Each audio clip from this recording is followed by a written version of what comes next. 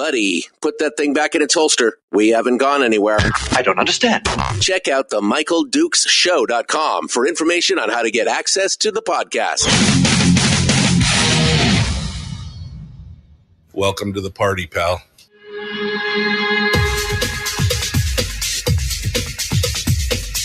The Michael Dukes Show. The greed and the entitlement is astounding to me. What more could you want from a low-budget radio program? This is a dumpster fire. That was just BS. It is time to get a new perspective. We know just what you need, and we've got just the cure. Open wide and prepare for a steaming hot cup of freedom. I just don't fathom it. The Michael Dukes Show, streaming live across the world.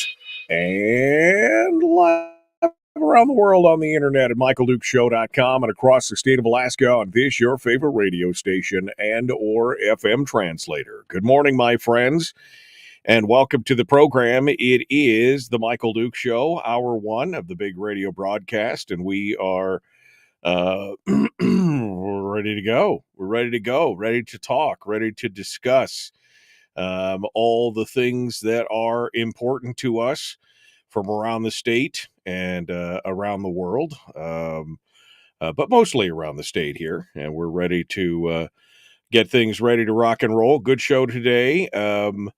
We are. I'm just getting ready to connect with Tyler Ivanoff, who is supposed to be joining us this morning. In just a minute here, we're going to be talking with him about his candidacy for District 39. Tyler had some interesting things to say on the internet here most recently, and we were having a conversation about this amongst a couple folks who had reached out to me, and so I was very, very happy to see his comments on the PFD, which we will discuss here in just a little bit, especially in regards between he and Neil Foster, who is the current incumbent for District 39. So we're going to have some conversations about that as well here in hour one, as soon as we get Tyler connected. Now, we were supposed to have Nick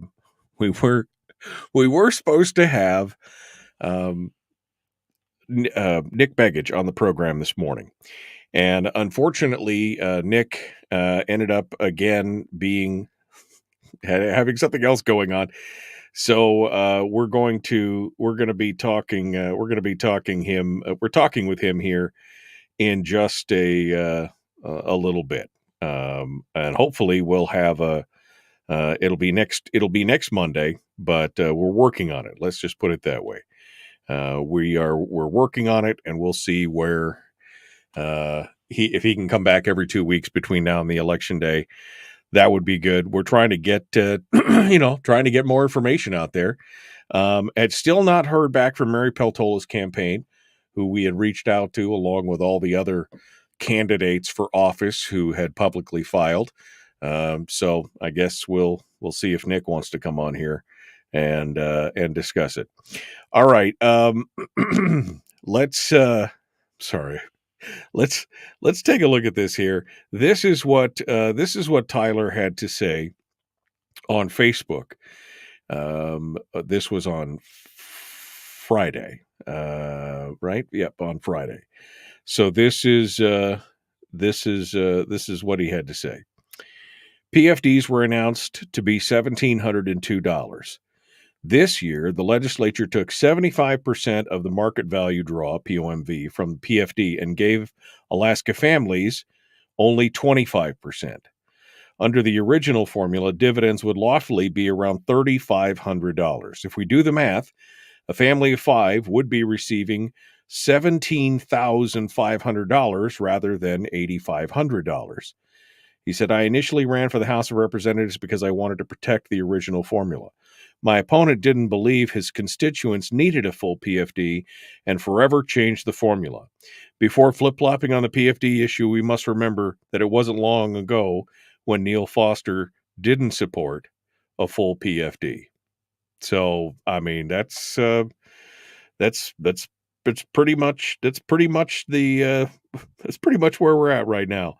And I thought that was a pretty strong statement, quite honestly. I thought that was a pretty strong and good statement, and we'll see where we'll see where it goes from here. But anyway, Tyler Ivanoff is supposed to be joining us here in just a second, and we'll get to that. In hour two, I'd like to talk a little bit about some of the headlines that are going around, including maybe we may be able to speak with David Boyle this morning, who is education advocate and education writer for Must Read Alaska. He's got a new article up taking a look at the scholastic scores for the state and some of the schools around the state, and talking about how there's some sunshine in there as well, but overall still not doing great. Still not doing great overall in the scholastic scores for reading and math and everything else. So I think this is a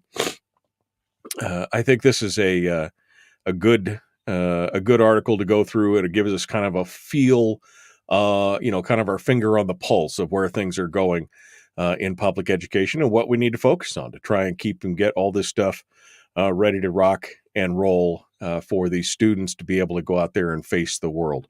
We'll also talk a little bit about the big race in South Anchorage and how some people feel like this could be one of those pivotal races that could change the majority in the House, and more.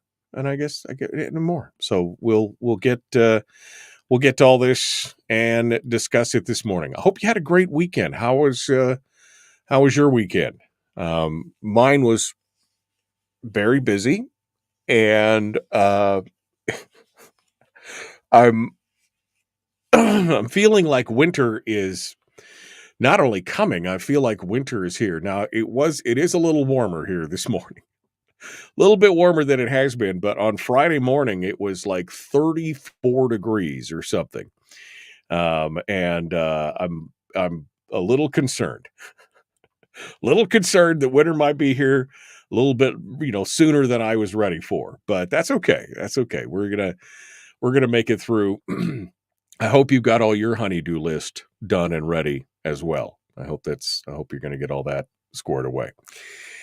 All right. Well, it looks like Tyler has joined us, and we're ready to get into this. So let's dive right down into it, shall we? And get started. We're going to talk with Tyler Ivanoff, who is again running for House District 39, and we'll see what he has to say. Let's jump down into.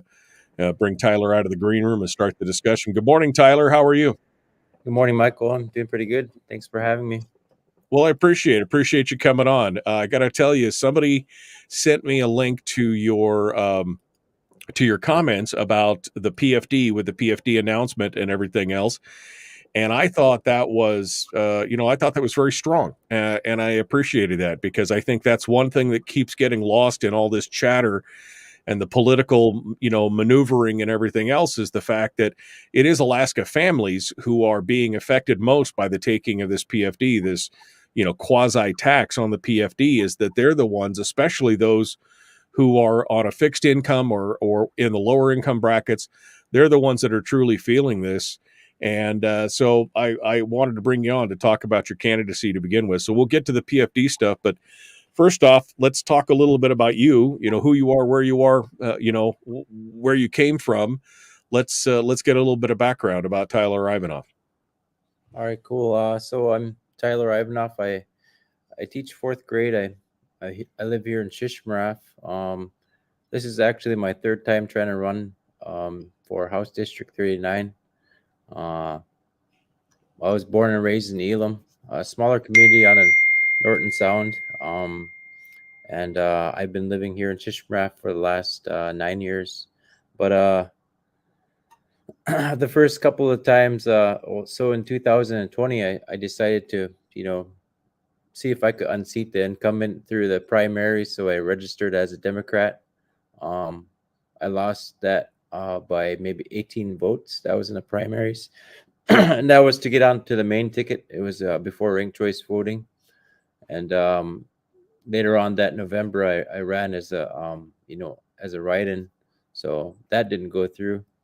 Um, I had a lot of support without, being on the ballot. I still received maybe more votes than the Republican on the ballot at the time. And after in 2022, I decided to run again. I decided I didn't want to run as Democrat, so I just registered as a Alaska Independence Party candidate.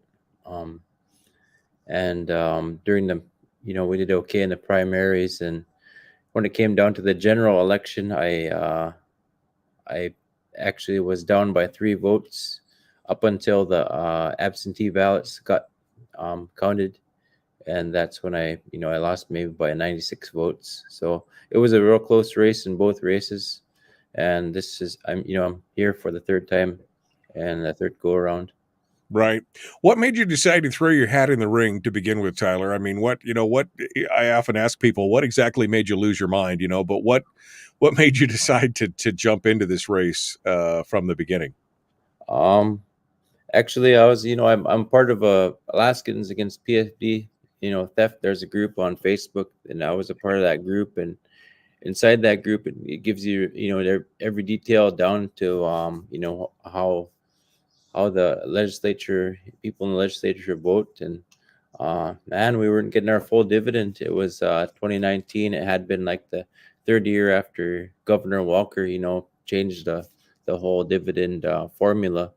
And Neil Foster, the incumbent that I'm running against, he put something out there saying that we're sent to Juneau to make these difficult decisions in a newspaper article. And then I was like, man, he's not that's not the wishes of the people and the constituents in District 39, the people in Western Alaska, because we really depend on a dividend out here in the bush, because everything costs so much.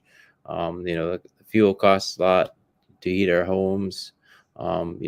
People have got kids that just they use the dividend to purchase warm winter gear, and a lot of times people don't have credit or capability to get loans. So getting a larger PFD with the family, it kind of secures you that safe vehicle that you need for hunting.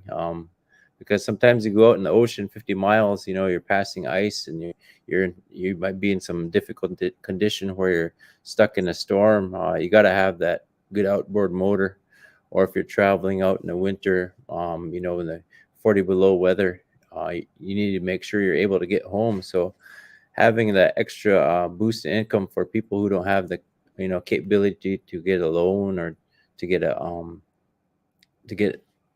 this credit to purchase a new vehicle, that dividend that's rightfully ours, really helps people get that the snow machine and the outboard motor and the ATVs that we need to be able to bring home your subsistence. So when I first I was kind of fed up with the way the legislature was making decisions on taking all our income, and I didn't believe that was right, so I threw my name in the hat.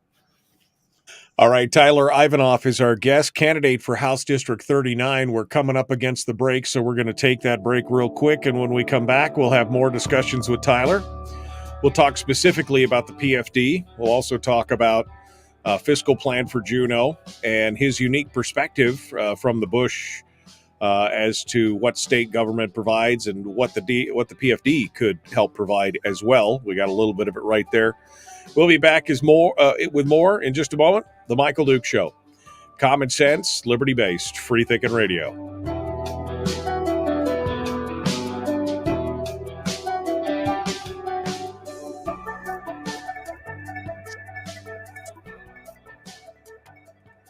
If you missed the show, you can listen to it on your time with Dukes On Demand. Oh, and it's free. Like America used to be. Streaming live every weekday morning on Facebook Live and MichaelDukesShow.com. There's a man after my own heart. He's got his coffee machine right behind him, so he knows exactly what he needs to do. Just pour down. Tyler, welcome to the program, and thanks for coming in. I appreciate that for sure. Let me get caught up here real quick in the chat room. We try and change gears a little bit during the commercial break, Tyler, so we don't repeat stuff for the podcast. Willie says, Tyler is a great guy. We need change in Western Alaska to break up the cabal of theft.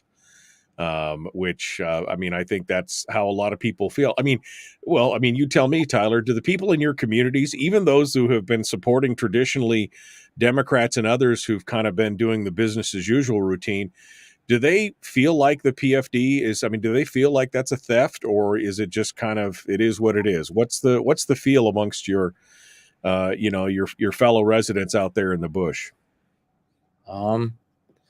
It's kind of like when I first started running, everybody was really frustrated. I think people are still just, kind of getting over that COVID-19 thing. It's been a couple of years, but I think everybody's just, I think that people really, really still want their money. It's just a lot of, that's, with the government taking, 75% and giving us 25%, they're realizing that, why is this money being taken?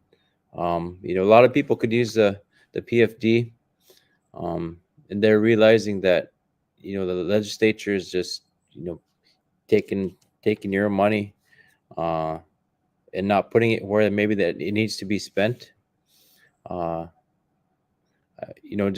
Just with the money that's, should be given to people here in my community, that's $1 million that could be put towards something else. Like Shishmaref, where I live right now, we don't have any running water, and it's kind of frustrating to see. It's 2024, your village in Alaska, in America, and we still don't have any, running water system. If that $1 million or dollars was taken from our community, maybe some of that could be earmarked for even just that, just improving our health and safety, Right. giving decentralized systems at least, or something. Yeah. Well, and that's got to be frustrating. Now, for those of us who have run for office here, in more urban Alaska, it's still kind of rural, but it's definitely not the bush. Running for office can be pretty easy. I've walked and knocked doors and done all that kind of stuff. It's got to be a little more difficult where you're at, because your district is a lot larger, and it's not like you can just climb in a vehicle and go and knock on a bunch of doors, right? So what are you doing to get the word out there? How are you interacting with the constituency? I'm interacting through social media. A lot of it is Facebook. I've haven't really done the door to door. The first time I did that was the last election cycle. I traveled to Scammon Bay and Hooper Bay, and the way to get there was I flew from Shishmaref to Nome, and just that round trip alone right there is very expensive, like $500 round trip, and then I had to fly from Nome to Anchorage, spend a couple hours there until the flight to Bethel. So Shishmaref, Nome, Anchorage to Bethel, and I spent overnight with a friend, and I had to wait for the next day to get out to Scammon Bay, and then after flying from Scammon, that all that time and that effort just to get out there is very expensive. So, I had a little boost in my donations at the very end of October, so I was able to head out there through that. Yeah, I mean, again, this is not simply like hopping in the car and going and seeing a neighborhood. It definitely is different when you live out in the bush. All right, we're 15 seconds from returning to the radio. That's what the ding means. So we're going to get back to it. Tyler Ivanoff is our guest candidate for House District 39. Do you have a website, or where can people donate, Tyler? It's ivanofforalaska.com. Okay. The number 4. All right, let's get to it. Here we go. The Michael Duke Show.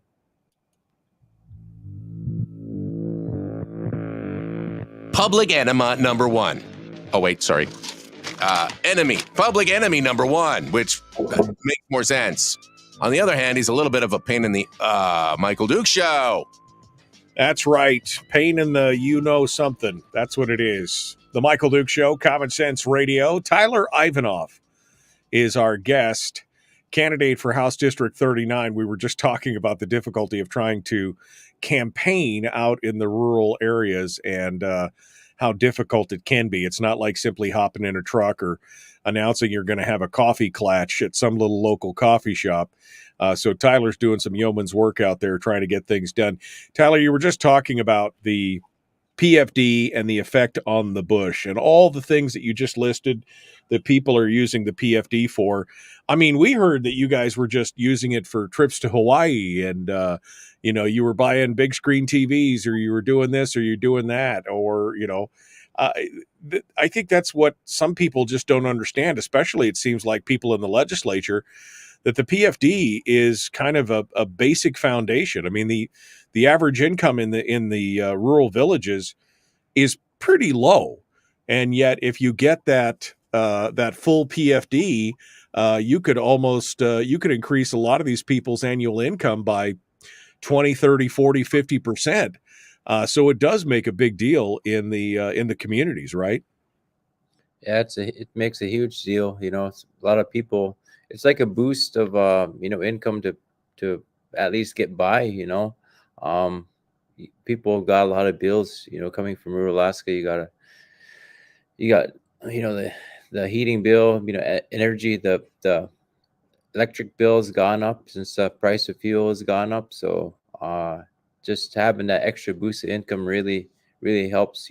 Lifestyle in the rural Alaska. What is your vision for the PFD? I mean, it seems like it used to be that at least there would be some lip service paid to a statutory formula, or at least if not the statutory formula, at least a 50-50 split of the POMV, which is what Hammond envisioned. So what is Tyler Ivanoff's vision for what the PFD should be for Alaskans? I know I ran on the ticket of saying, if you vote me into office, I'm there to restore the original PFD formula, and that's what I think is rightfully what Hammond envisioned. If not that, at least give us our share of the POMV, which is 50-50.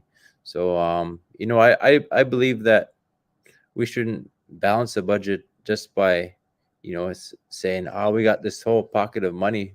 We should just take this funding and increase, services throughout the state of Alaska and just take the people's share. And I just don't think that's right. No, I mean, it's what I call the politician's disease. It's somehow they know better than us how our money should be spent.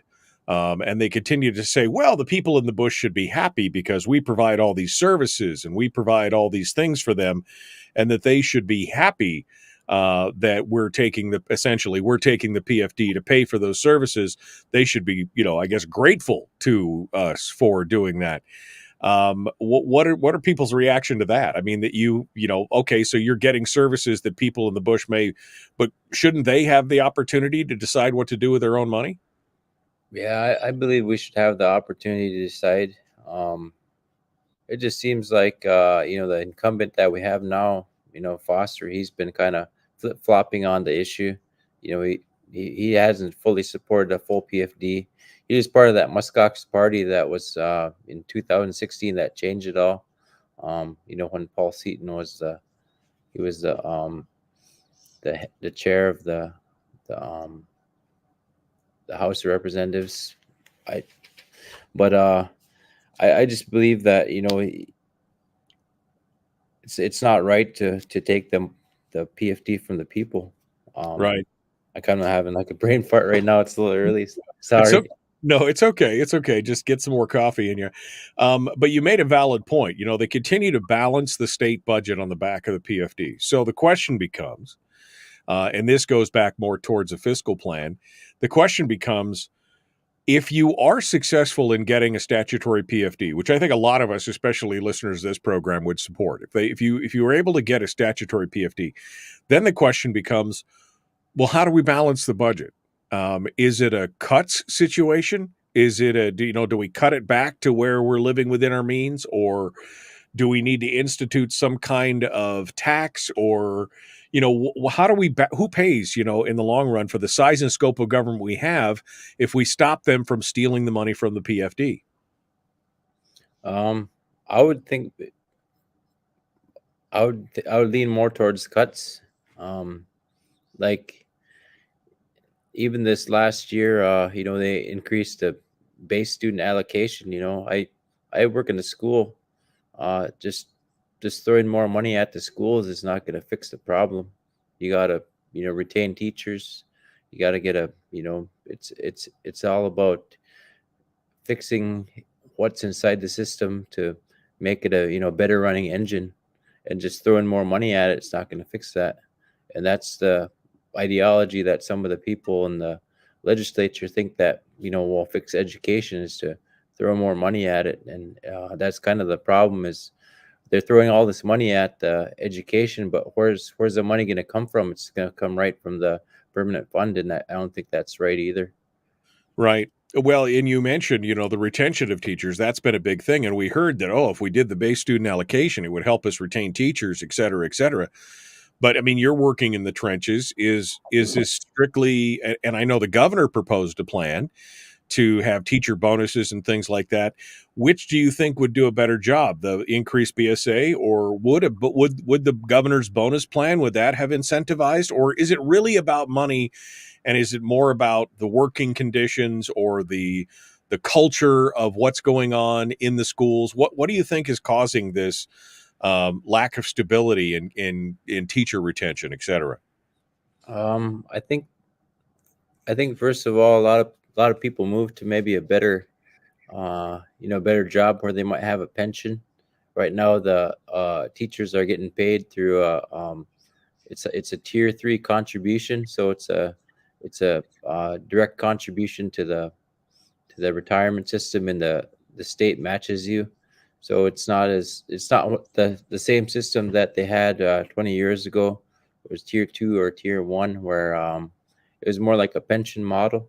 So people are moving to better, to maybe a better job somewhere in another state that might have a better retirement. And that's what that might be causing some teachers to move. Some teachers also just use rural Alaska kind of as a stepping stone to something better job, maybe in their hometown in lower 48. I just think it's getting more and more difficult to retain teachers right now. I guess what our school district is doing is getting some J1 teachers from the Philippines, and our school has 6 teachers from the Philippines right now, maybe 7. But they're trying to find ways to do that. But yeah, that's what's going on right now. Do you think that the governor's plan would have helped? The governor's teacher retention plan with the bonuses and things like that for people staying on. Do you think that would have helped with the situation, or was that something you would have supported as a legislator? Yeah, that would be something I would support as a legislature. As a legislator. Sorry about that. I think that there's a lot of students who go to college that they might teach somewhere else, but if we get a good bonus to start your early career, it might steer you towards that job in Alaska. There's a lot of young teachers that stay, that without families, because they're kind of starting their career off.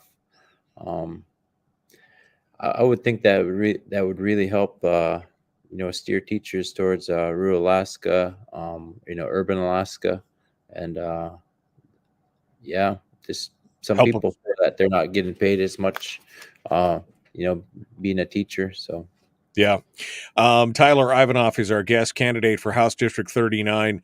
I don't know how closely you've been following some of the goings on in the legislature overall, but one of the big things has been the fiscal plan that was talked about from the fiscal policy working group that came together a couple years ago and came together with kind of a overarching plan and idea to try and fix the fiscal problems in the state. And it was a combination of things. It was, securing the PFD. It was, inside the Constitution, putting a spending cap in, cutting some governments, instituting some kind of sales tax, getting a little bit more money from the oil companies. It was kind of this all comprehensive plan. Are you familiar with it? And is it something that you would support? I mean, do we need that long-term fiscal plan for the legislature to put forward? we need something. I'm not too familiar with it, but I believe that we need a plan instead of just going off the limb and just choosing to, are we going to add this service or we're going to cut this service. It should ultimately be up to the people, the people that's voting you into office. And I think the people want to see a plan. Without a plan, you're kind of doomed to fail. So even some sort of a plan is better than none at all. That's what I Right. would. Well, because I think, as you pointed out, the plan that we have right now essentially is we'll just continue to balance the state budget on the back of the PFD. And eventually, we're at 25% right now. There's no saying that next year it couldn't be 20% or 15%. And if that's all they continue to do is balance it on the back of the PFD, eventually that money's going to go away. And then the question becomes, if we have no PFD and yet state government continues to grow, how do we pay for it then?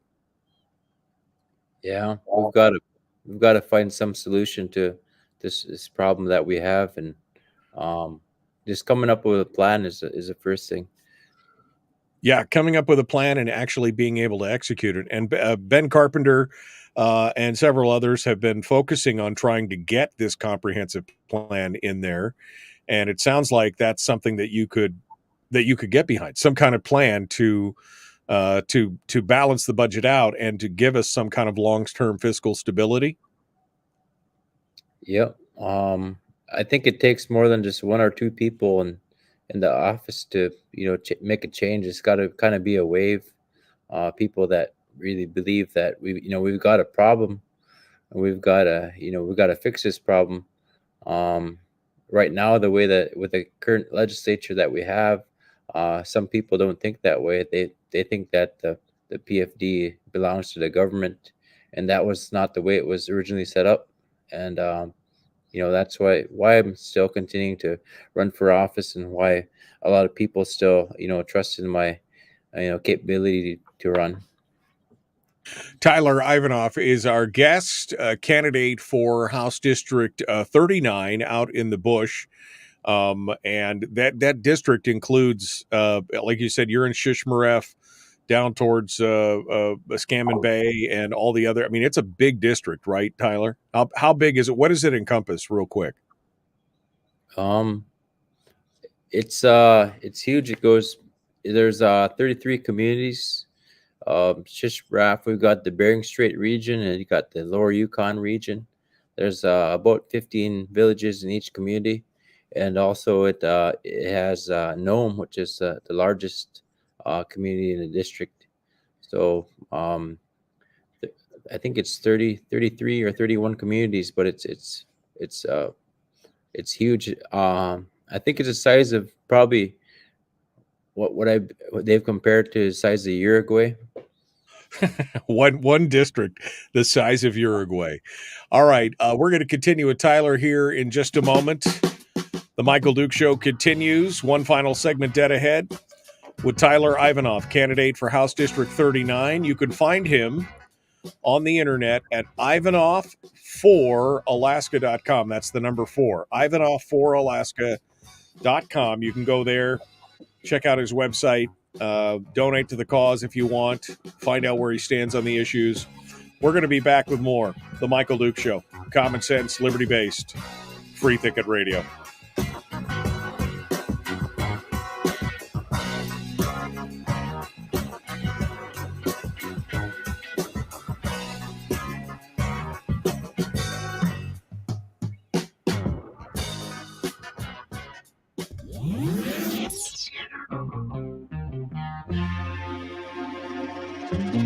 Listened to by more staffers in Juneau than any other show, because their bosses told them to.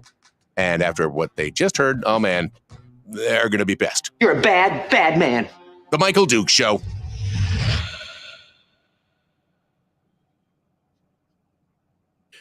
All right, Tyler Ivanoff is our guest, candidate for House District 39. Yeah, Tyler has frozen up. I can still hear the audio just fine, but his video's frozen up. He's going to restart his camera. Tyler, why don't you drop off and reconnect, because your camera is kind of frozen up there, but the audio is still good. Okay. Why don't you disconnect and reconnect, and we'll start this again here real quick. Tyler Ivanoff, our guest here on the program. Yeah, I spent about 3 hours on Friday getting me to not freeze up anymore. I didn't have I don't know, man. It's just so crazy. All right, looks like Tyler is back with us here, and there he goes. He's not frozen anymore. That's good. All right, good. See, we can see the smile. It's all good. All right. So, this huge district, all these people down there, and they continued to send Neil Foster back over and over and over again. You would think that in some ways that would indicate that people are happy, but you obviously have a contingency who are voting for you. What are the differences between the constituencies who are saying, it's Neil's fine, but then the other one's saying, no, we need the new blood? What's the differences there? What are people saying when you talk to them about this kind of stuff? Neil's got he's a third generation politician, and his dad was in the office, and his dad's dad was in office, so the Foster name goes real far. So a lot of people who voted over the years, who traditionally go to vote because they want to vote because it's their service, just go with the family name. So there's a lot of he gets a lot of people who've knew his dad before him. So it's almost like part of the reason he gets voted in is because he's because of his family name. Not only that, he's really trying to use seniority in his last pamphlet that he put out against me. So he's thinking I'll go in there, I'll be green, I'll be ranked 40 out of 40. Right now he's ranking himself 2 out of 40. So he's really trying to push that. If he gets voted out of office, he's using scare tactics. He's we're gonna lose the money that's put forward to our district. So right, his seniority is what's giving him the cushion of doing that, and of course, running on the name that is so familiar, it makes it much easier for him to do that. And again, that's got to be the most frustrating, is when you're trying to make some changes and people have that kind of legacy position of being there over and over and over again. That's got to be a frustrating deal. Let's talk about some of the things that are coming up. And this isn't necessarily a legislative thing, but we've got these 2 ballot measures on the ballot: the minimum wage proposition on ballot Prop 1, and then we've got ballot measure 2, which of course is the repeal of ranked choice voting. You were mentioning earlier how you were struggling to try and get past the primary. What's your take on ranked choice voting, and what do you support the repeal of it, or what, have you taken a position on this, or are you kind of letting the people decide? Where are you at? I support repealing ranked choice voting. I think that it's confusing to a lot of people, here in rural Alaska. Some ballots might not get counted because they're doing them wrong. and it took a lot of money to try to educate the people in rural Alaska on how to vote, and some people still don't understand. They might not understand how to do it correctly, so it was kind of like I felt like a waste of money. It'd be a lot easier just to see two people on the ballot rather than a whole list of people after the primary. Keeping it simple is what worked in the past, and I just I don't with the debacle of having that Eric Hafner on the ballot is just showing that anybody could be throw their name into the hat and get put on the ballot. But if it was the old school two people on the ballot, I think that's a better way to go. And the minimum wage thing, I don't know how much of an effect that has out in the rural areas or in the villages, but do you have a position on the minimum wage vote as well? Yeah, I would think that we should raise the minimum wage. Like if you think about it, $10 would not get us very far in the villages. If you raise that minimum wage, it would force other places to raise their minimum wage, and doing that would really improve the livelihood of those who struggle to make it by. Right. All right, Tyler Ivanoff is our guest. We're going to continue the Michael Duke Show, Common Sense, Liberty-Based, Free Thinking Radio. Please like and share, subscribe, ring the bell. Let's get back to it here with Tyler Ivanoff. Let's do it. The Michael Duke Show. Not your daddy. Wait, sorry. Not your daddy? Ooh, not your daddy's talk radio. Whew. I was scared for a second. Thought we were going down. Here's Michael Dukes and the show. All right. Tyler Ivanoff is our guest. One final segment here. Tyler's a candidate for District 39, which is out in western Alaska. Huge rural district. Seat currently held by Neil Foster. Tyler is trying to... it's the David and Goliath thing. That's what's going on out there right now. So, Tyler, what would be your focus as a brand new legislator? We were just talking during the break, and you said one of the strengths of the incumbent is obviously name recognition. He's a third-generation politician. His dad and his granddad both represented, but also his seniority. So you would be coming in without, some of the seniority positions and things like that. Although I think you would have a unique opportunity to work with people who would be willing to support you. What would be your focus in the first, in those first session?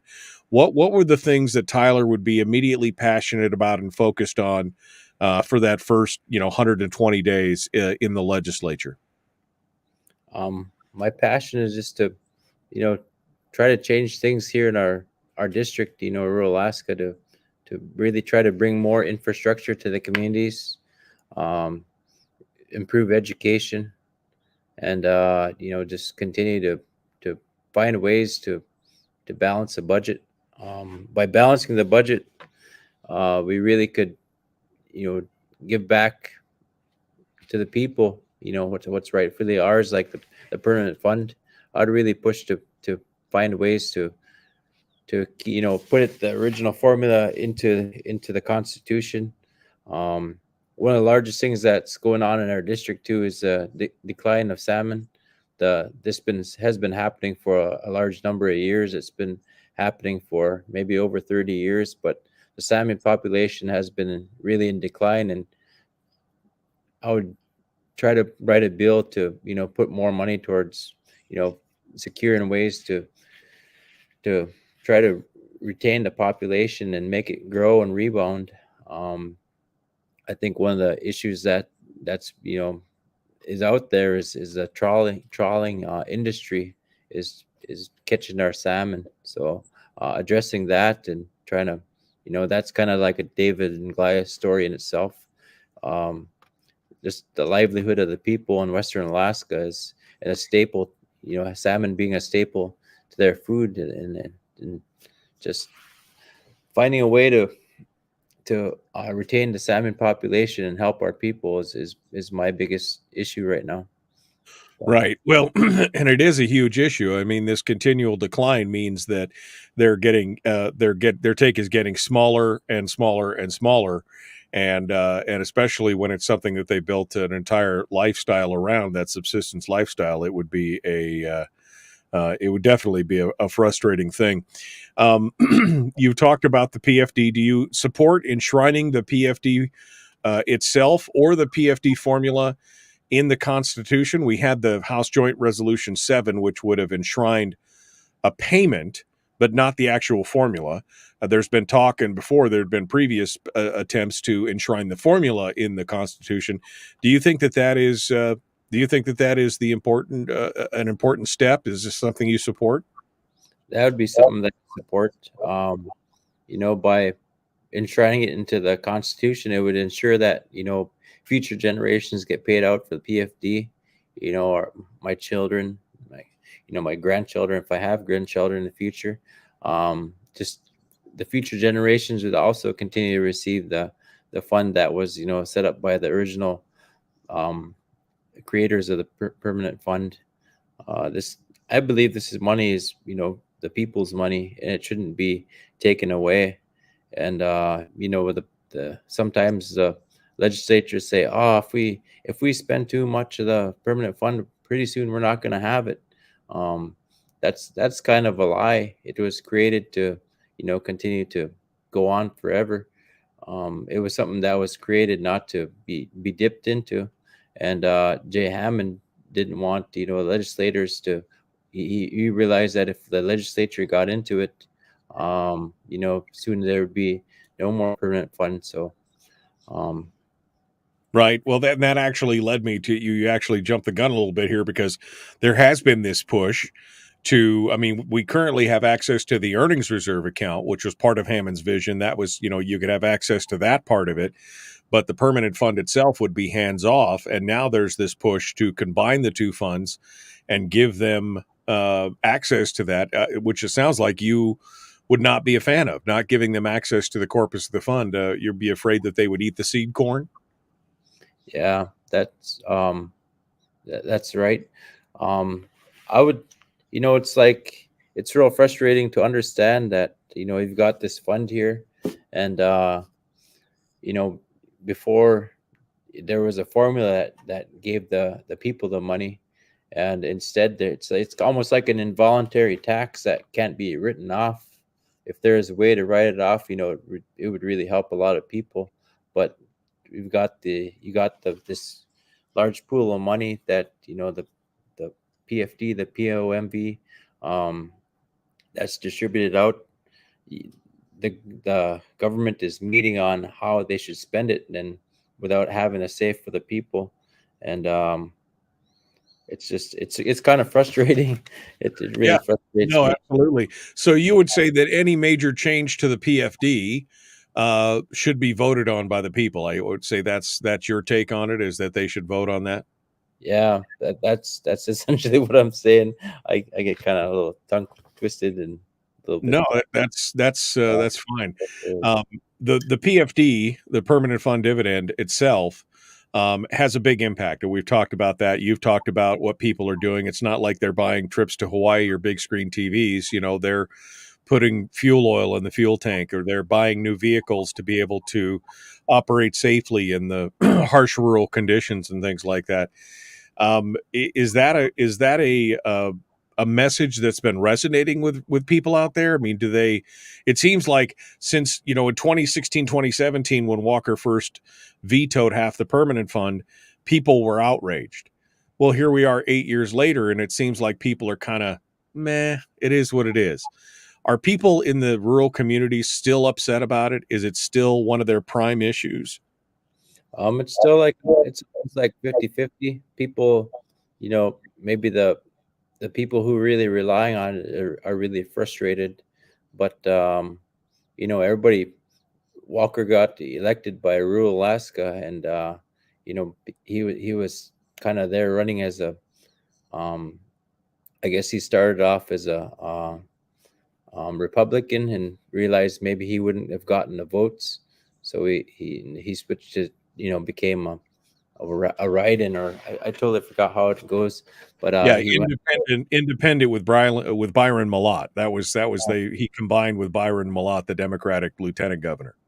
Yeah, so he switched and flip flopped his party, and he really got the push from the rural Alaska, and he got elected into office. So people were, they were thinking that he's gonna help Alaska, and then he just turns around and he changes the whole, you know, the PFD, and it really frustrated a lot of people. I know he just tried running a few years ago, and uh, people never looked at him the same. He never got the support, and Right. yeah, a lot of people still, they probably regret voting him into office. And I was one of those people that had kind of faith in him, but Yeah, no, he got a lot of people. Yeah, he got a lot of people on that. Don't feel bad. There's a lot of us out there who thought he was going to do the right thing, and it didn't work out.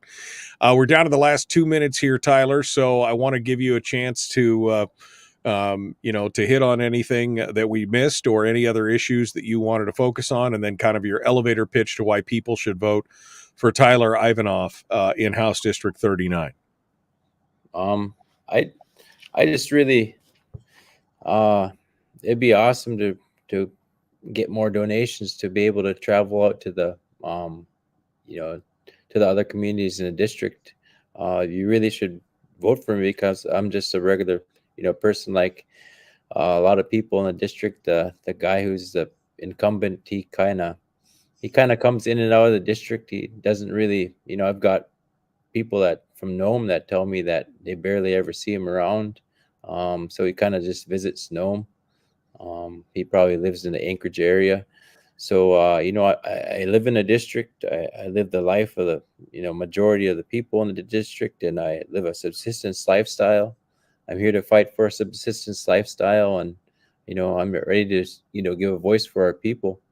I wouldn't be hiding behind, like right now, Foster kind of hides behind some people, and they kind of tell him how to vote in the legislature, and I don't believe that's the right thing. You should vote for what you believe, not what somebody tells you to believe. I know my dad always told me, don't ever be a yes man. You have your own voice. Don't let nobody take that voice away from you, and you've got to always stand up for the people. Absolutely. Tyler Ivanoff. You can find him on the web at Ivanoff4Alaska.com. That's Ivanoff, the number 4 Alaska.com. Tyler Ivanoff, appreciate you coming on board this morning and sharing your thoughts with us. Thank you for running, and thank you for coming on the show today. I appreciate it. All right. Thank you. Hold the Enjoy your line. day. Yeah, hold the line for just 1 second, Tyler. Folks, we got more coming up. Hour 2 is dead ahead. The Michael Duke Show. Tyler, I always like to hold the candidates just for a little bit longer, just in case there's something we didn't hit on that is really, important to you, or just in case you have any final thoughts for you, me, and 60 or 70 of our closest friends on the internet right now who are hanging out with us here on Facebook and YouTube and Rumble. So any final thoughts here for you? Just get out and vote. If you don't vote, you don't really have a voice. So it's very important that everybody votes. This last primaries, there was only a low, maybe 10% to 15% of the people that voted all across Alaska. So if if you want to make a change, you gotta get out and vote for the candidate that you believe will make the best choice for you. So Right. Voting is important. Well, and all those, if Tyler can get some donations again, we start thinking about his district as large as some smaller countries, and the fact that even just to go to some of the closest villages is, a $500 trip, on an airplane somewhere just to be able to visit for a few hours. Anything that folks out there can do to help Tyler. I always like to see any incumbent get a challenge, and you live out there, and it is definitely a tough situation. So Tyler Ivanoff, thank you so much for coming on board. We appreciate you sharing with us today, and good luck out there in this big race. All right. Thank you, Michael. Thank you for having me on your show. I Enjoy. appreciate it. Take care. All right. Thank you very much. Tyler Ivanoff, our guest here on the Michael Duke Show. Thank you for coming on board and sharing with us. All right. He said subsistence, Franks. He said subsistence lifestyle. All right. We're going to continue on. I didn't see that comment. Sorry, Cindy. Who does Tyler support for Congress? I don't know who Tyler supports for Congress. Sorry, I could have asked him that here before we got him off the air, but there you go. Let me go back here, see what some of the other comments are. This is interesting. There's two opposing viewpoints here that are very, very interesting on ballot measure number 1. Randy says, do not raise the minimum wage. Get rid of it totally. The government should not interfere and issue mandates on voluntary trade agreements between free individuals. And this is often what I have said. You know, the problem, as soon as you put a floor in, a floor meaning minimum wage, you've immediately instituted a quasi-ceiling by doing that, because it'll only go so far. And I kind of agree with that. And then Jeannie said something that I found interesting based on what Jeannie has commented on in the past. And she said, without a minimum wage, we would be a country of oligarchs, which I disagree with. I think, you know, again, the whole idea of the free market is that it gives people the opportunity. And the idea of saying that if we didn't have a minimum wage, we'd basically all be slaves, is, again, in a market of free, in an area of free markets or free ideas, I don't think that would happen, because there would always be somebody who would be willing to, if they want better workers, if they want more stable employees, they'd be willing to pay more. Again, the minimum wage in practice, in idea, theory is a good idea, but in principle and in practice, it actually, I think, in a lot of ways harms the workers. I will not be voting in favor of ballot measure number 1. I'll be voting against it. But, it's an interesting discussion to see. I mean, we operated in this country for many, many years without the need of a minimum wage, a government mandated minimum wage.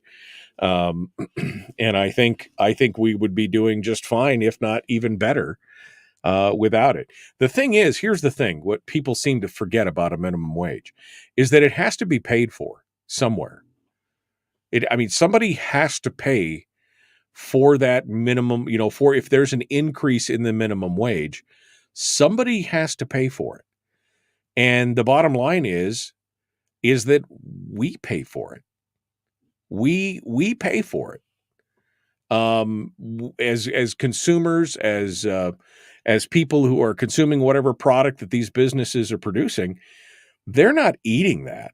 They're not, people like, these people are making profits. They're hoarding the profit. Most people have no idea what the actual profit margin is on most of these businesses. Generally speaking, especially things like restaurants, which seem to be the primary focus of this minimum wage debate. Restaurants usually live on a pretty razor thin margin to begin with. So they're not going to eat a $2 or $3 or $4 an hour minimum wage increase. I mean, look at what's going on right now. I mean, I've seen the signs driving around Wasilla. You could see that. I mean, the other day I went by, it's a KFC or something, starting wage $16 an hour. That's not the minimum wage, because they're looking for more employees. That's what the market will bear right now. So you don't need the minimum wage. And if you mandate them, if it's minimum wage of 15 now, maybe it's 20 later, and the businesses just can't afford to pay that, well, what's going to happen? Well, you and I will pay for it, because they will pass those costs on to us. So we eventually are going to be paying more and more and more for all these goods, services, and products. It's an interesting discussion. Anyway, that's the good stuff. All right. Well, here we are. We're coming up into it. We got hour 2 dead ahead. We're going to continue the Michael Duke Show, common sense, liberty-based, free-thinking radio. Like, share, subscribe, ring the bell. Let's get to it. Here we go.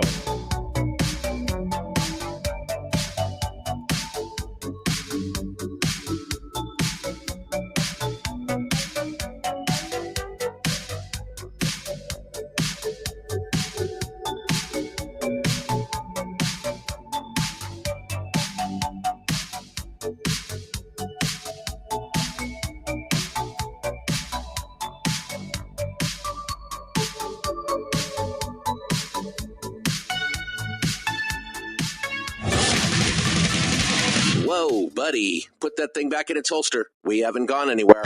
I don't understand. Check out the MichaelDukesShow.com for information on how to get access to the podcast. Welcome to the party, pal.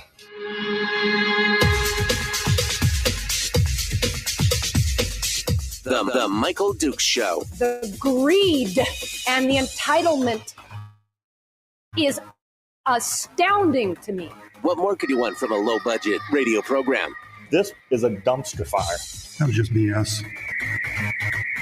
It is time to get a new perspective. We know just what you need, and we've got just the cure. Open wide and prepare for a steaming hot cup of freedom. I just don't fathom it. The Michael Dukes Show, streaming live across the world. Live around the world on the internet at michaeldukeshow.com and across the state of Alaska on this, your favorite radio station and or FM translator. Hello, my friends, and good morning to you. It is the Monday edition of the Michael Dukes Show, and here we are ready to rock and roll the remainder of the week. A little bit of winter time flavor over the weekend. It got a little cool out there. I had to turn the heat up in the house. In fact, I had the heat off for the summer, and I actually had to turn the heat back on in the house because it was getting a little chill out there. 34 degrees on Friday. I think it was 35 on Saturday. A little warmer today, but still, it is, it's time. It's time to start thinking about putting away all that toys and getting the lawn, getting the yard scored away and getting things ready, because it won't be too long when we're going to have that termination dust pretty much everywhere. So I hope you're prepped and ready for that. Don't hate me because I talk about the snow coming. Don't hate me because of that. Hour 2 of the program, we just finished up with Tyler Ivanoff, and he is candidate running for House District 39. Good discussion with him on the fate of rural Alaska and what it looked like. If you missed it, you can go back and listen to it on the podcast, which is available wherever you find podcasts, especially Spotify. Just go over there to Spotify. You can listen to the podcast and get it squared around. Melody's just said, I was in Tok this weekend. It was 21 degrees and snowing yesterday. Oof. Let's just do that. Let's just do that. Oof. Nobody needs that in late September. All right. So what are we going to talk about here in hour 2? Well, we got a bunch of headlines from around the state. And we might get a call this morning from David Boyle. We'll see if he is answering his email or whatever. He wrote a good article that came out yesterday. I just saw it first thing this morning, talking about Alaska schools and the recent posted scores from the DEED, from Department of Education and Early Development. They just got the latest scores from the K-12 school system, and it shows some interesting things. And we're going to talk about that. We're also going to talk about the madness that is Scooter Kendall. Scott Kendall had another post this weekend with apparently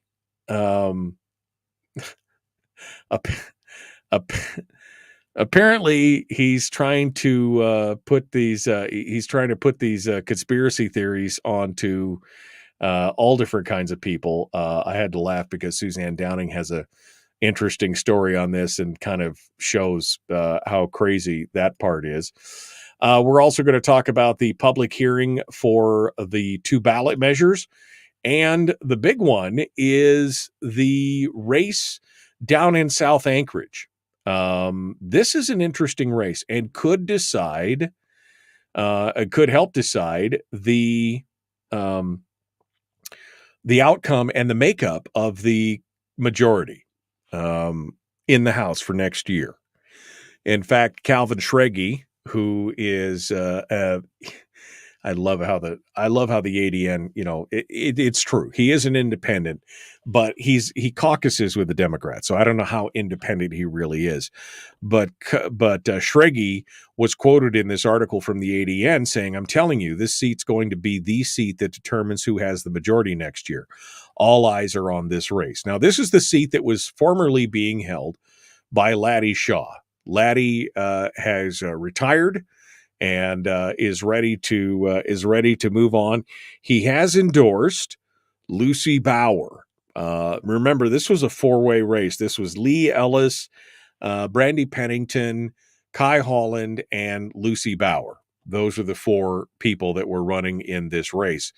3 of them were Republicans, although Ellis is just a recent Republican convert, apparently. And there was some question about whether or not he was truly Republican. But both he and Pennington have bowed out of that race now. And so it's literally between Republican Lucy Bauer and independent Kai Holland. Holland said he decided to enter the race back in March when Dunleavy vetoed that BSA funding for the first time. That was the education bill that he vetoed. And so that was what Holland said drove him to get into the race, which for those of us who are kind of watching things and understand, that kind of gives us a feel for where he may stand on certain issues, even though he's an independent. But again, this is kind of a razor thin majority, right? The current majority has got 19 GOP members, 2 Democrats and 2 independents. And so it definitely could fall the other way.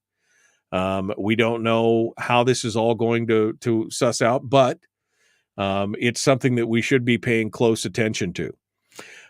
They do a little bit of a biopic about Lucy Bauer. She originally came from China back in the late 90s and lived in California and then moved to Alaska in 2013. She currently owns assisted living facilities that cater to Alaskans with special and mental health needs. And she's been a pretty big donor to conservative candidates. Not just exclusively conservative candidates, but mostly to conservative candidates, including Dunleavy, Mayor Bronson as well. She's donated to the Republican Party, and she was a delegate at the Republican National Convention earlier this year. But she also had donated to Andy Josephson and Genevieve Mina. And they say, this is what I think is funny, because here they are taking money from her, but at the same time, I feel like they're kind of throwing her under the bus. They said that they likely earned her support because they advocated for increasing the state reimbursement rates for assisted living facilities, which benefited her business.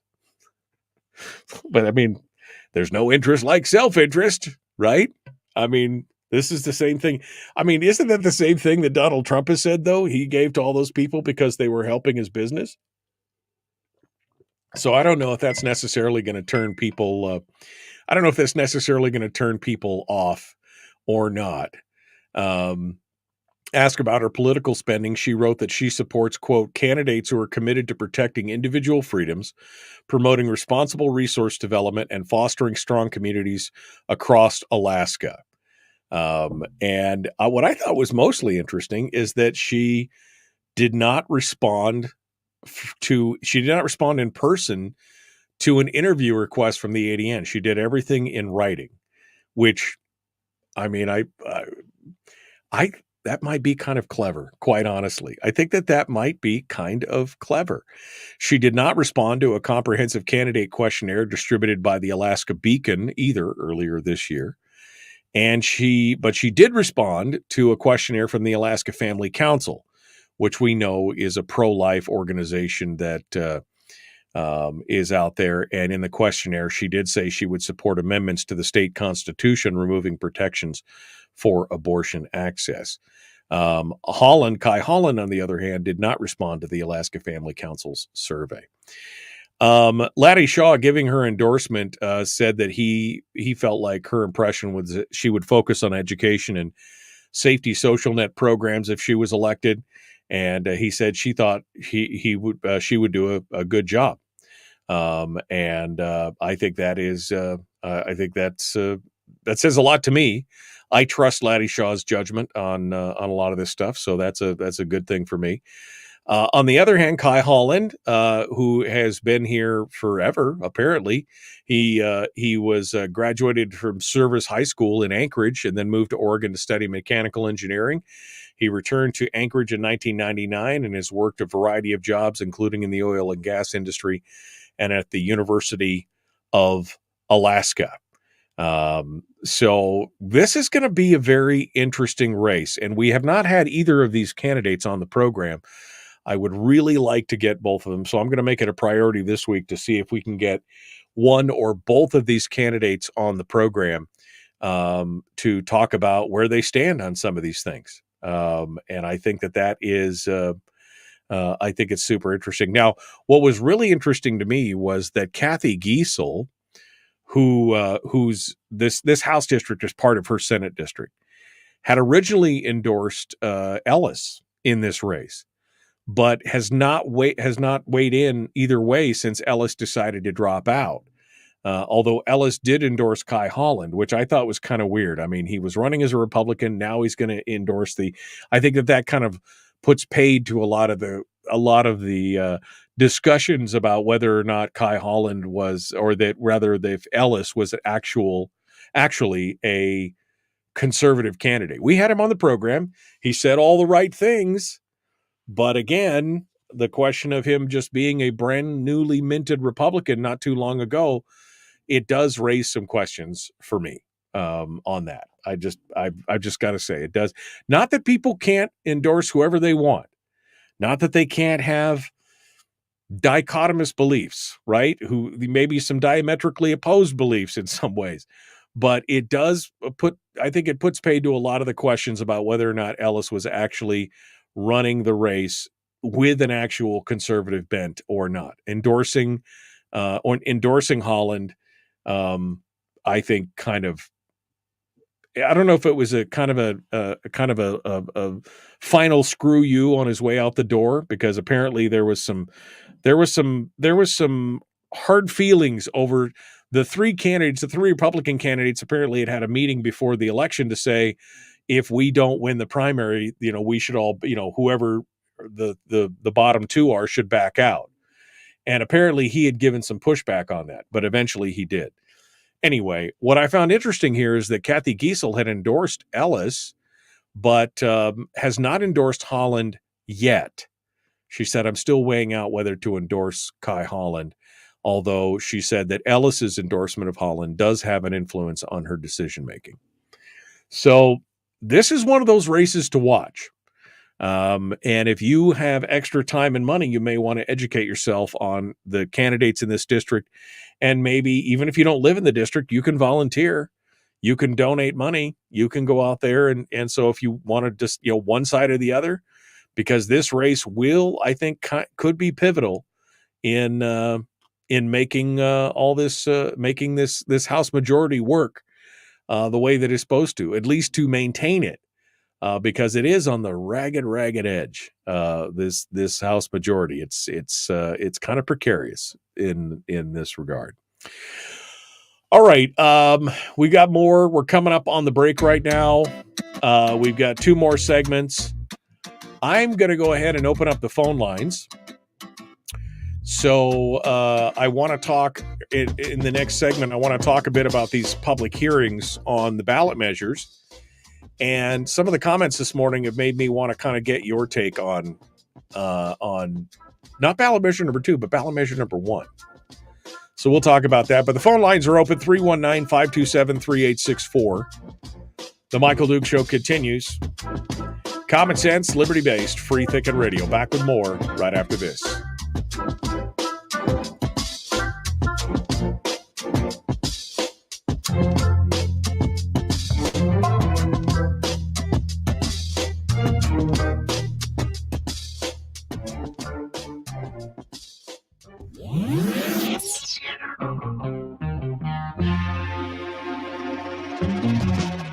running on 100% pure beard power. Oh, also some coffee. We dip our beard in coffee. Ha, nice beard. The Michael Duke Show.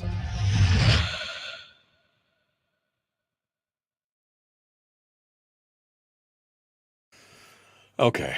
Welcome back. Oh man. Tyler commented as well. Thanks for having me on the show. If anybody wants to check out my website, it's ivanoff4alaska.com. All right, there you go.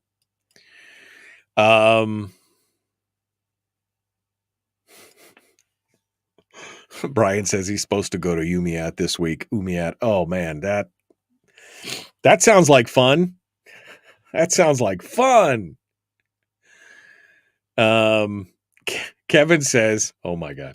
Kevin says an independent is just a Democrat in witness protection. Oh man. No, man. Let's see. I'm sure. Tawny says, I'm sure that Mina and Josephson would never act in their own interest, would they? So who are their donors? It's a rhetorical question. Right. I mean, again, the way that they phrase that, like, oh, I'm sure she was getting some benefit in giving us money, and we happily took it. I mean, they didn't say that last part, but we happily took it. Oh, man. It's just crazy. And we care about Giesel's opinion? No, I just think it's interesting to see who she's endorsing. I mean, I don't think you would care about her opinion necessarily, but I think it's interesting. Okay. All right, there you go. I think I'm all caught up. You guys have been a little bit all over the place this morning here. But we are ready to go.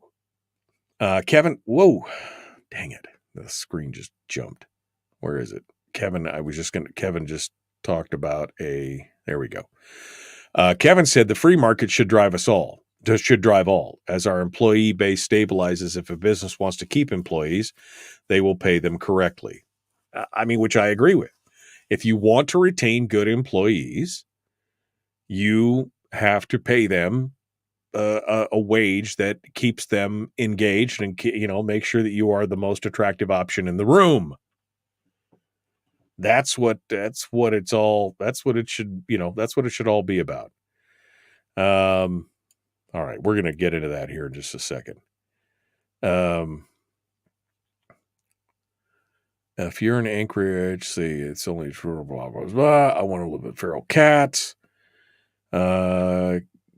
Kathy Giesel donated $1,000 to Bjorkman. We know who she supports. Well, yeah, of course. I mean, again, I don't think she's made any bones about who she supports. Kathy Giesel is part of the old guard, part of the tax and spend Republican crowd. Again, I still, as I've said before, I don't know how useful the old labels that we had of Democrat and Republican truly are.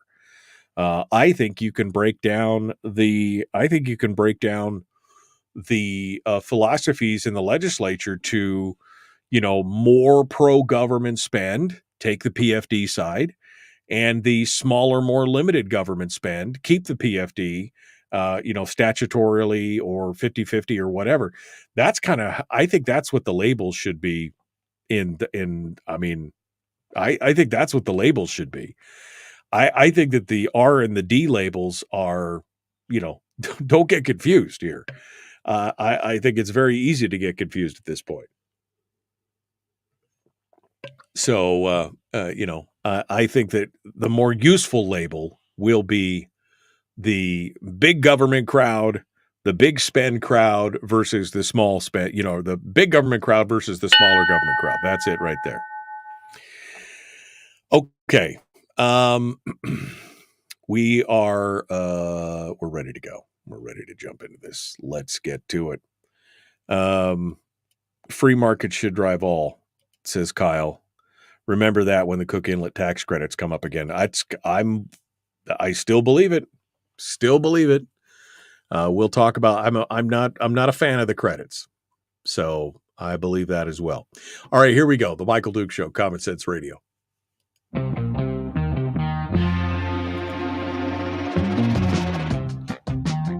The Michael Duke Show. Seriously humorous with a pinch of intellect.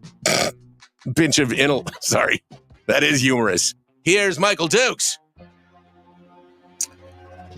Welcome back to this Monday edition of the program. We're going over a bunch of stuff that's happening around the state. And we're going to continue to talk about this. James Brooks over at the Alaska Beacon writes about the public hearings that are planned for the 2 ballot measures. Now, I saw a lot of angst going on over, on the internet, on Facebook. I got an email from somebody saying that they just couldn't believe that they were going to hold public hearings on something that was going to be on the ballot. And I saw there was a lot of conspiratorial kind of flavor to a lot of the discussions going on about this. But state statute requires that there be a public hearing for ballot measures. That's just kind of the way it is. This was kind of much ado about nothing, quite honestly, in the long run. This is simply a public hearing about the 2 ballot measures. They're going to hold those hearings today and tomorrow. Both the ballot measures are on the general election ballot, and state laws requires at least 2 public hearings on each valid ballot measure. They're going to be telephonic. And so the first one is going to be today at 10 a.m., and that's on ballot measure number 1, and that's the measure that would raise the state's minimum wage from $11.73 per hour to $15 an hour by July 1st of 2027. It would also require employers to offer sick leave and forbid employers from requiring workers to attend meetings to communicate the employer's political or religious views, which I thought was already illegal. I mean, I don't know why. I guess it's not illegal. Maybe I just thought it was bad business practice, but there you go. And there are some numbers to call. If you're in Anchorage, you can call, or Anchorage area, I guess, 907-563-9085. Everybody else is toll free. 844-586-9085. 844-586-9085. And that is starting at 10 a.m. today. And it will be on ballot measure number 1. It's going to last 2 hours or until public testimony is exhausted. The second hearing on ballot measure 2, which is the ranked choice voting repeal, begins at 2 p.m. today, utilizing the same numbers for the call-in. So again, 844-586-9085. And that would repeal a part of the election systems installed by the 2020 ballot measure. It would not change the dark money component, contrary to what the ads that are out there right now are intimating. It would not repeal the dark money component. That remains in place. It would close the primaries and give us one vote, one ballot, one vote. Just back to the way it was. But the dark money provisions remain. So there you go. Each hearing includes a statement of support from the measure's proponents, then an opposition statement from the opponents. And then the public will be allowed to call in for the remainder of the hearing and leave public testimony. So again, that's today, 10 a.m. and 2 p.m. And then tomorrow there will be a repeat of at 10 a.m. and 2 p.m. Again, ballot measure number 1 at 10 a.m., ballot measure number 2 at 2 p.m. Now, this has raised some interesting questions. And this goes back to that discussion of not so much, look, ballot measure number 2 for my book, this is a pretty easy yes. I'm going to repeal ranked choice voting. I want to repeal it. Why? Because I believe that it has created a lot of chaos.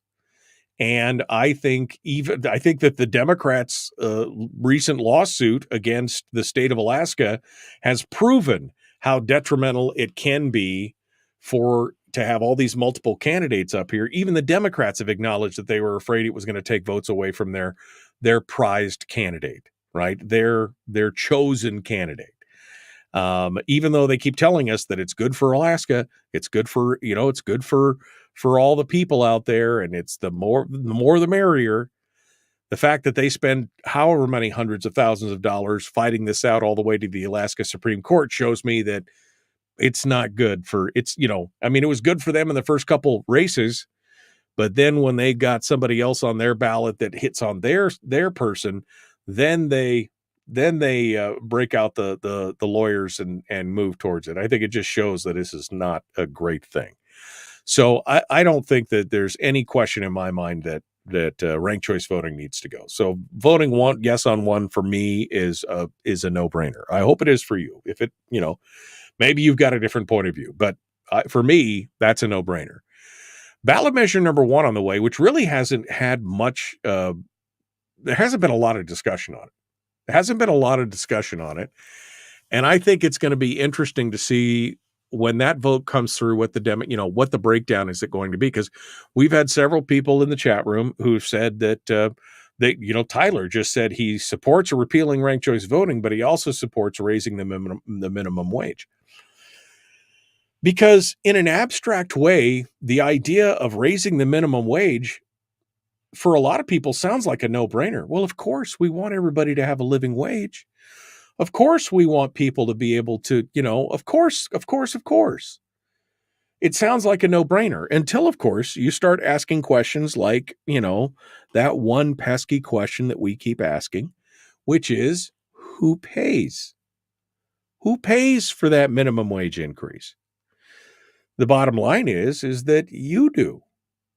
When you buy a good or service from a business that's been forced to raise its minimum wage, $3 or $4 an hour, you're the one that pays. The business owner is not eating that, or at least not all of it. Maybe they eat a little bit of it, but they're not eating all. That is passed on to the end user, the end consumer. That's what's being paid. And the problem, again, in my mind, with a minimum wage is that once you create the floor, you've created a ceiling somewhere in there. I mean, I don't know how many of you are driving around and looking at the billboards on these, fast food joints that are going on. Right, you see it all over the place. I've seen it in Anchorage. I've seen it in Wasilla. I've seen it down in Kenai. I've seen the pictures on the billboard that says now hiring, $16 an hour, $15 an hour, $17 an hour for fast food joints. Now, historically, those would all have been minimum wage jobs, right? $11, $12 an hour. But they can't compete. They can't get good employees. They can't get people who will show up. And so they had to respond to the market demands of we need more employees or we need better employees. And so they've decided that they're willing to pay more to get them. That really is, I think, an indication of when people are already going to that minimum wage level without having the government tell them to do so. That is a prime indicator that the market forces are working. Now, some will argue, well, if it goes up, then they'll raise it, then they'll have to even pay more. If we make the minimum wage 15, then they won't be paying 15 there. They'll have to pay 18 to get more people in. But again, who pays for all that kind of stuff? Who pays for all that kind of stuff in the long run? You and I, in the cost. I mean, we were joking about it the other day, but I mean, when did a Big Mac meal end up costing $15, $18? Well, because the cost of goods sold, right? First of all, the inflationary costs on all the material that you use, the meat, the bread, all that kind of stuff. And then on top of that, you've got this increase in wages where the average McDonald's worker now is making $15 an hour. That's why a Big Mac costs $15, $18 now. A Big Mac meal, fries and a Coke and a Big Mac. When before you used to be able to get it for what, $8? Now, I mean, it's been a long time since I bought a Big Mac, but that, you know what I mean? That's where those costs are coming from. It's inflation on the materials, and it's an increase in the cost of the employees. So do we let the government come down and bludgeon and mandate that every employer, and it's not just that component either. The second component is the fact that they require employers to offer sick leave, which is paid sick leave. I didn't have paid sick leave probably for the first 10 years of my, my working career. I didn't have paid sick leave. I'm not saying that that's right or wrong. I'm just saying I don't know why it should be. I didn't have an expectation of having paid sick leave. There's a cost involved in that as well. So here we are, not letting the market forces dictate things. Instead, having a government mandate come down and say all these costs are now going to be borne by the employer. And the employer, in some cases, especially in the food service industry, where a lot of this debate has revolved around, it's going to be difficult because they're not making, gazillions of dollars in profit. Right? I mean, in most food industry positions, though, they live on a pretty slim profit margin. So again, all of those costs will be passed on to you, which ultimately means we'll be paying more for everything. Anyway, where do you stand on this? Where do you stand on the minimum wage thing? Is it a pro? Is it a con? Are you a yes? Are you a no? What's your take on this? I want to hear what you have to say. 319-527-3864. I got one line on hold here. Let's see who this is, and we'll start over here. Good morning. Who's this? Where are you calling from? Hey, Mike. This is Elena from Anchor Point. Hello, Elena. What's on your mind today?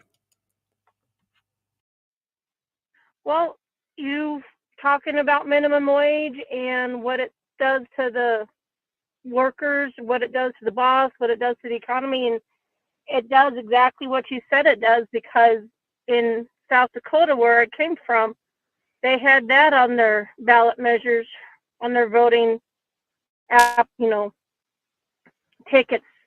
Oh, I've been up here 4 years now, so it's been about 7 years since they've had it. And I've had friends with small businesses that it's driven up the cost, and they've had no choice but to increase the cost of the food services that they provide. And also what it included in that ballot measure for South Dakota was the fact that every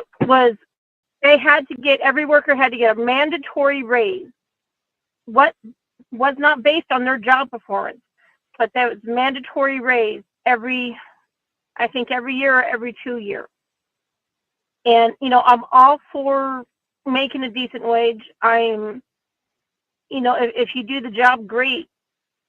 But it's not, everyone says it's going to be great for the economy, but it isn't, because the cost, here they are making this much more money, but everything costs more. So in the end, it doesn't balance off like they think it's going to balance. Right. No, it's a cyclic problem. Sense. No, it's a cyclic problem because you raise the wages, which raises the costs, which raises the cost of living, which puts them back in the same category where now the cost of living is increased, except for the fact that now they're in a higher tax bracket, so they're paying a little bit more in taxes. So is it really a net benefit or is it a net negative?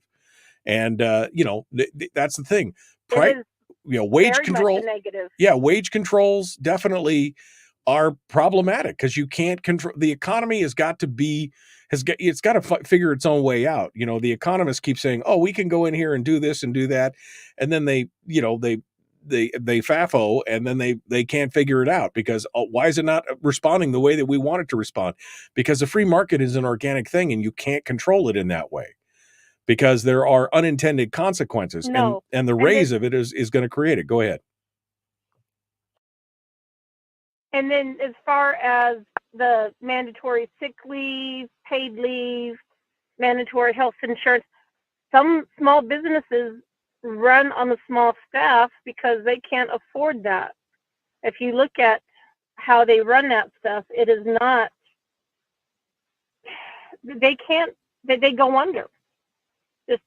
They can't last long, or it's just very small run, very small hours. People complain about the hours. Oh, they're not open, enough. They're not doing enough business. They're trying to keep their overhead down. And it is a great idea in theory. Yes, I want to make more money. I would love to be able to make more money. My son worked at McDonald's Right. for his junior year, part of his senior year, and it it was great pay for him. Sure. Well, because it's an Not entry. the best in being able to afford everything. Right. It's an entry level position. Those kind of positions are not meant to have what they call a living wage, where you can go out, have your own place, they're entry level positions. That's what it's supposed, you're supposed to be Exactly. gaining skills for the wider world. And unfortunately, they're saying, well, people that work there should have a living wage, and that's not going to work. It can't, because it would ruin the economy. If they do that, they are going to hit the economy so hard, and it is just not. There's not a good balancing act right now between increasing minimum wage for the small businesses like that, for the fast food places that are entry level positions. And I'm sorry, but when you have an entry level position, you're the low man on the totem pole. And if you want that higher increase, if this job is what you want, whether it be management in fast food or anywhere else, you work for it and you earn it. It's not a right that you should be. It's not a right that you're given. It's something that you earn. Right. And again, part of the problem here is that on the ballots, these things sound so good. Oh, of course, we want everybody to have a higher wage. We want, but nobody considers the unintended consequences of what that brings. Nobody considers, okay, who pays and where does it cost and what does it do to the overall cost of living and everything else. It's just, you look at it in the ballot and you go, of course, we want people to have a good wage. And that's why these laws, I think in a lot of ways, they get passed, because nobody's thinking beyond the immediate effect. They never think about the unintended consequences of it. Thank you so much for your call. I'm sorry, I got 2 more lines on hold, but I am against the break, so I'm going to take these calls as soon as we come back. Don't go anywhere. The Michael Duke Show continues. 2 lines on hold, and the lines are open if you want to sound off on this. 319-527-3864. The Michael Duke Show. Common sense, liberty-based, free-thinking radio.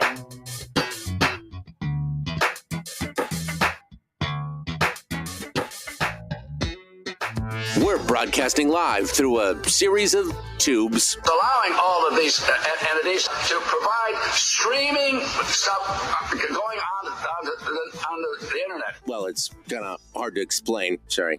Streaming live every weekday morning on Facebook Live and MichaelDukesShow.com. Okay, we're in the break right now. I'm going to go to the callers real quick and get their names and where they're calling from so that we can come to them immediately after we return to the radio here. Let's go over there and let's get their details here. Good morning. Who's this? Where are you calling from? This is Randy in Fairbanks. Okay, Randy, you hold the line, my friend. I'll be right back to you. This is the other Randy. We're going to be right back to you here, Randy. Hold the line. Let me go over to this caller. Good morning. Who's this? Where are you calling from? This is Bubba calling from North Pole. Okay, Bubba, you hold the line. You'll be number 2 in the queue, and we'll be right back to you. Don't go anywhere. We'll put Bubba back on hold. Okay, so we got 2 lines on hold, and let me go back up here to the chat room to see what you guys have been talking about. And when Harold said cyclic problem, I guess what I meant was it's a doom loop. You increase the wages, which increase the costs, which increase the cost of living, which then creates a demand for higher wages because they haven't made any headway. That's what I mean. It's a doom loop in that regard. And no, I not every restaurant lives on a razor thin margin, Kyle. I mean, again, McDonald's earnings increased 39%. Okay. Again, McDonald's is kind of a unique critter. We're using them as an example of what the wage is, but again, not every restaurant, mom and pop or fast food or otherwise, lives on a huge margin. Donna Ardwin, economist, those who do not learn from history are destined to repeat it. Wage controls and price controls, the Harris proposal, have never worked. Oh, man, there's some Harris proposals in there, including the unrealized capital gains tax. Has anybody really been paying attention to that? Where she's proposing that you pay a tax on unrealized capital gains? You buy a piece of property that you want to build on one day for $10,000, and this year it raises, let's say it goes up $5,000. You're not doing anything with it. It's just sitting there. You haven't sold it, but you have to pay a tax on the $5,000 increase in the value.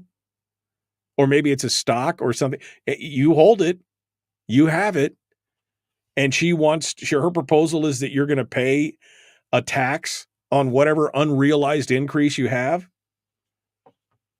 I mean, they want to destroy generational wealth. That's what they're trying to do.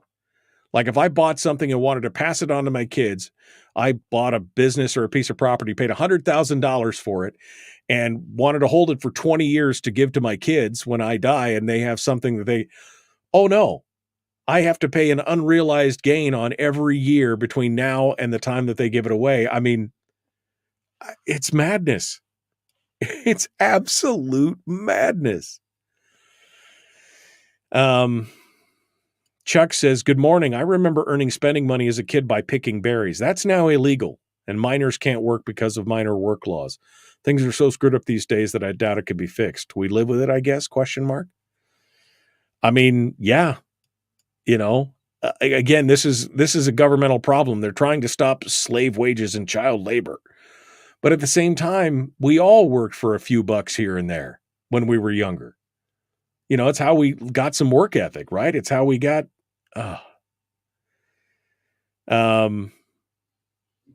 Kevin says free markets usually work good in a free and open environment where the local politics and local businesses are not majority controlled by one group or family. Free markets usually work best and do work best when there is no government control. That's the problem. People who poo-poo the free market these days are like, well, the free market's not working. Well, that's because you've had the government intervening in the free market for over 100 years at multiple levels. How would we know if the free market was actually working? Right? It was only really back in the mid 1800s, late 1800s, that the free market was really rocking and rolling in this country before the government really got involved in it.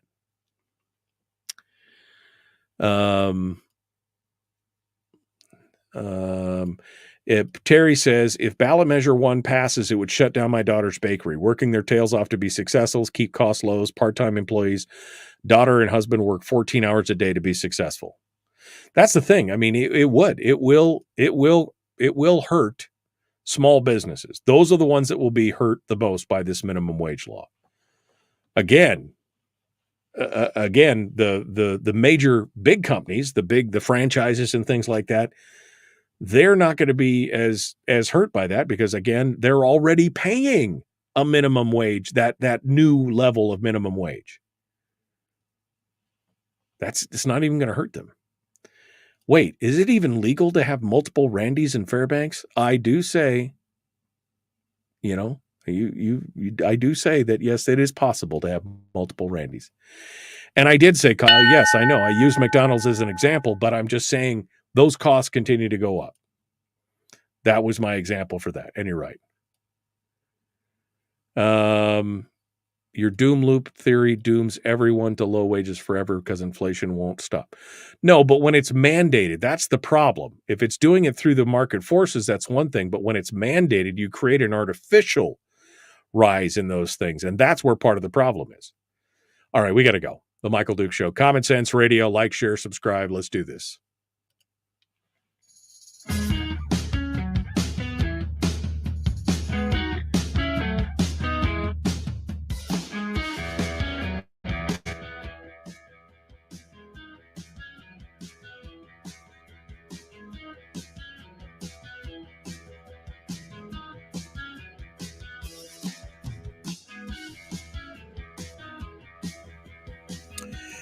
Okay, we're continuing now, ready to continue on with some phone calls talking about minimum wages and everything else. What are your thoughts on it? 319-527-3864.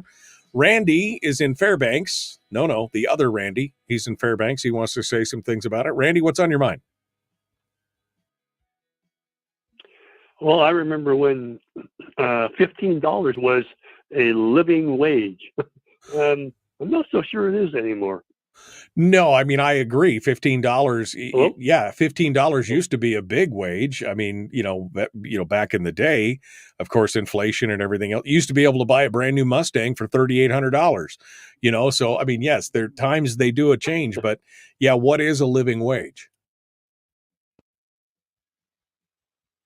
Yeah, it's never really explained, but I remember being a school bus driver and making 13, 14, 15. I think top I ever made was $16 an hour, and that was back 10, 12 years ago. And I thought I was doing okay. Of course, that was a retirement job, but I thought it was a fair wage at that time. Well, now they start out like 20, 24, 20, around $24 an hour, and they can't find drivers or at least good drivers. Right. Well, and that's the thing. I mean, as the market demand increases, I mean, that's been the problem at the restaurants and stuff, is that you're seeing these advertisements for $15, $16 an hour instead of minimum wage because they're trying to get better employees. So the market demand is there. And that's been a question. Where are the employees?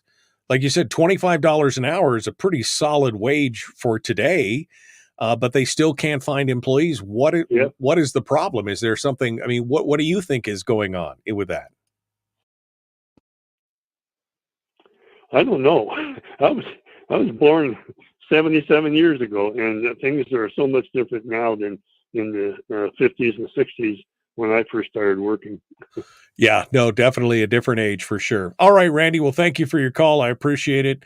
Appreciate you holding on, and thanks for calling in. All right, that brings us over to Bubba, who's over in North Pole. It also leaves the phone lines open at 319-527-3864. Do you support or not ballot measure number 1, the increase in the minimum wage? Bubba, what's on your mind? I do not support that ballot measure. The government has no business in it.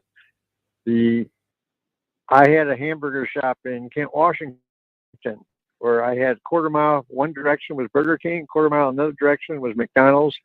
At that time, they were paying $5.35 an hour minimum wage. If I wanted to get select employees, people that wanted to come to work for me, I was paying $6.25 an hour, just so I could. And plus, I was giving them more hours. At Burger King, McDonald's, they were getting 10 hours a week to high school kids because it's a opening. What do you call it? A starter job. Right. It's not a career job. Right. But and then whenever we got to $6.25 an hour, when I went up to $6.50 an hour, I had to give my other employees raises, because you can't have someone who's been there for 8 months and has gotten a 25-cent or 50-cent pay raise at that time. Okay. You can't give them the pay raise there and then give someone else a starting wage the same as what they've worked for to get their pay raise. Right. Also, it's my understanding. I didn't mean to filibuster. I'm sorry. No. I think that's funny. I'm laughing because my daughter was experiencing that. She worked very hard at one of the retail shops here. It was a national chain, but she worked as one of the retailers, and she'd worked there for 18 months and had been making good money. And then they started hiring some other employees, and some of the other employees were making as much or more than she was as a starting wage. And she's like, what? How does that even, it makes no sense. It's socialism. Plus, it's my understanding, and I might have the businesses wrong, but there's 3 big businesses. I think Chick-fil-A is one. I think Starbucks is another that I heard. Don't quote me on that, but it's 3 big businesses that are pulling out of California because they cannot afford the $20 an hour minimum wage. I mean, sell a cup of coffee for $12 or $15. That's crazy. Well, that's exactly it. In Seattle is another. Seattle is another one that is had some problems as well because they mandated that high minimum wage in Seattle and it closed a bunch of businesses. I mean, that's what's going to happen. People can't afford the product that the price you have to charge to be able to afford some of this stuff. You talked about Mustangs being $3,500 brand new. I can remember in the early 70s, a Ford Pinto on the showroom floor, Ford Pinto, $1,500 brand new. Yeah. Cigarettes used to be in vending machines where you put at that time, you put a quarter in, you got a pack of cigarettes, and there was 2 pennies taped to the pack of cigarettes because they were 23 cents. Okay, those times are gone. Well, yeah, no, and that increased in. That's the issue of inflation right there. $3,800 for a fully loaded Mustang. You buy one today, it's what, 65, 70,000 bucks for a fully loaded Mustang. I mean, that's inflation. That's what's going on there. But all of this is, again, the government think they can go in and put their fingers on the scale and have no adverse or unintended effects is just ridiculous. Bubba, thank you for your call. I got time for one more call this morning. Let's go over here. Good morning. Who's this? Where are you calling from? This is Larry from North Bolt. Hello, Larry. What's on your mind? Yeah, it's just, everybody wants more money and they want, raise the minimum wage. But the fact of the matter is, you raise minimum wage, as we all know, it makes everything else go up. The boss has to pay more wages, therefore the price of goods and everything go up. But you don't see anybody else, their wages go up, which makes the cost of goods for us go, cost us more, so it makes our dollar not go any further. And minimum wage, people fail to understand, was not meant to be a livable wage. It was meant to get people into the working environment, like the school-age kids and everything, get them into the working environment. And if you want to have a better salary, then you go get a skill, you go get a trade that's going to give you a better salary. It's not meant for you to become, to rely on and live on. And it's basically become, if people want that free handout, it's become another form of welfare because people want minimum wage to become a livable wage. But the people have worked hard to get a skill, to get a trade, to get the betterment of themselves, to get a better wage. Now it's equalizing out the minimum wage. Yeah, no, I agree. I mean, that was what I was saying earlier, that the minimum wage increase, then increased the cost of goods, which caused the overall cost of living to go up. And you do make a point that those people who aren't on minimum wage are not seeing an increase in their salaries, but they're still having to pay those extra costs as well. So again, it's unintended consequence on top of unintended consequence, Larry, and you're 100% right with that. Thank you for calling in and joining us today. All right, folks, that's it for us today. We got more coming up. Brad Keithley, Chris Story, The Michael Duke Show, Common Sense Radio. Be kind, love one another, live well. We'll see you tomorrow. All right. Well, I think that does it for us today. It's frustrating. Again, there are, for something that I heard recently about unintended consequences, for everything, one action you take, there will be at least 3 unintended consequences, and normally at least one of them will be detrimental. I mean, that's the problem.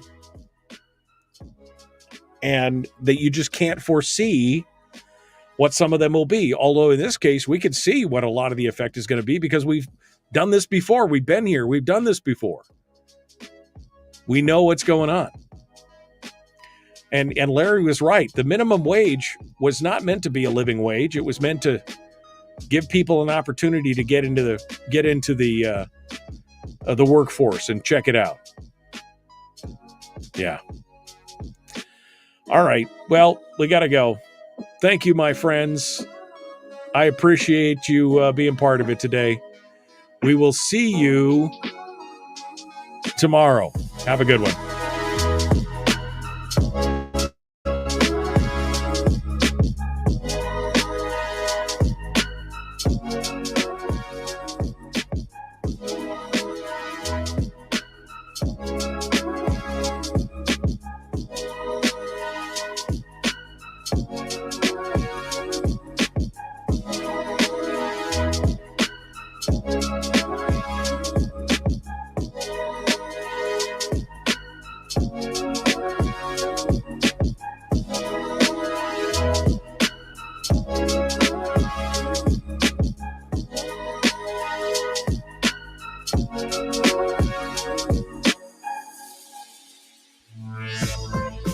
We've shed our terrestrial radio skin, and now we are slimy lizard internet people.